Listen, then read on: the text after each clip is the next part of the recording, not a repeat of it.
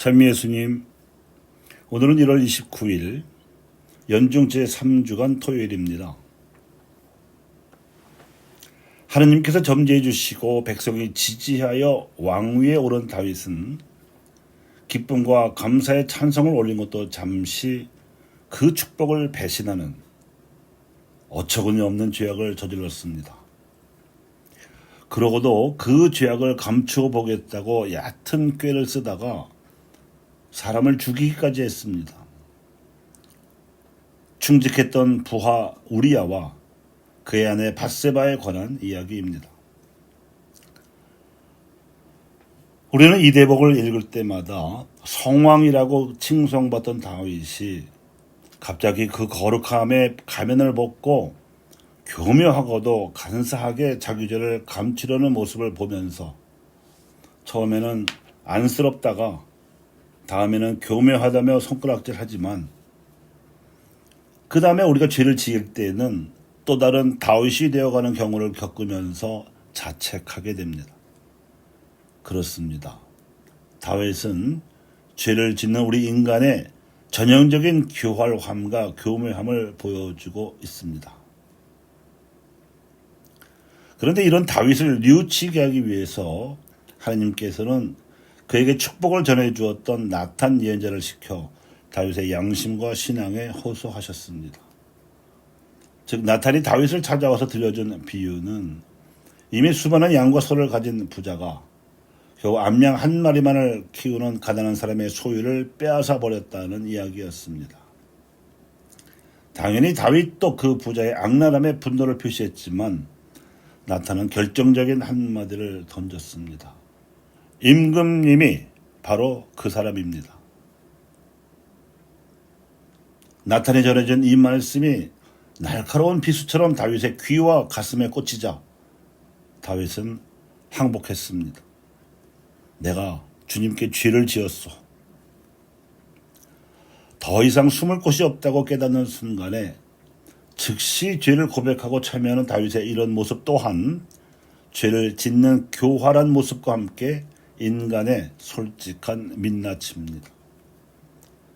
이러한 다윗의 일화는 교묘하게 죄를 짓는 인간의 모습과 참으로 대조적인 모습, 즉 슬기롭게 그 죄를 뉘우치게 하시는 하느님을 알게 해줍니다. 그런가 하면 오늘 복음은 거센 돌풍이 일어 물결이 배 안으로 들이치는 바람에 배가 가라앉을 지경이 된 위기에서 예수님께서 바람과 호수를 고요하게 잠재우신 이야기를 들려주었습니다. 제자들이야 당연히 이런 위험천만한 상황에서도 태연하게 고물을 베개 삼아 잠만 주무시던 예수님을 깨우며 난리를 피웠습니다. 왜 그렇지 않겠습니까? 그런데 예수님께서는 단 한마디 말씀으로 사태를 진정시키셨습니다. 잠잠해져라. 조용히 하여라. 앞의 잠잠해져라는 명령은 배를 집어 삼킬 듯 덤벼들던 바람에게 하신 듯하고 조용히 하라는 명령은 당장이라도 죽을 것처럼 소란을 피우던 제자들에게 하신 것 같습니다. 이 상황은 군중들에게 여러 가지 비유 이야기로 하느님 나라를 가르치신 후에 이어진 것이었습니다. 거듭되는 가르침으로 피곤해지신 예수님이야 출렁이는 배 안에서도 태연하게 주무실 수 있었다고 하지만 비유의 가르침을 군중의 맨 앞에서 듣고도 도무지 깨달음이 없었던 제자들로서는 도대체 이분이 누구시기에 바람과 호수까지 복종하는가 하고 의문을 품지 않을 수 없었을 것입니다. 하지만 예수님께서는 이것이 어디까지나 믿음의 문제였습니다.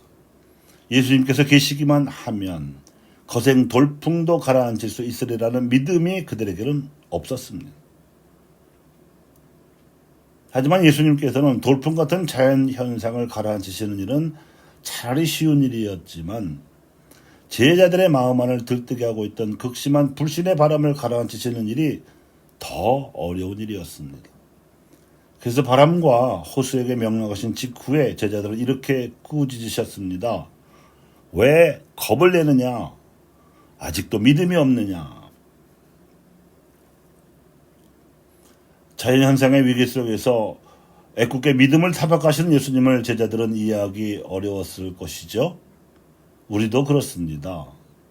어떻게 바람을 말 한마디로 잠재울 수 있단 말입니까? 쏟아지는 폭우 속에서 범람하는 강물에다 대고 기도하면 부르짖으면 비가 그치고 강물이 줄어들 수 있다고 생각하십니까? 너무나 비과학적인 이야기 아닙니까? 그래서 이해하기 어렵습니다. 제자들도 아마 그러했을 것입니다.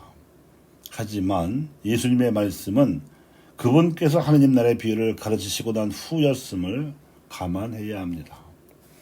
무릇 비유란 하느님 나라라고 하는 보이진 않지만 현세를 움직이고 있는 신비와 진리를 보이는 사물과 사태에 빗대어 설명하는 화법입니다.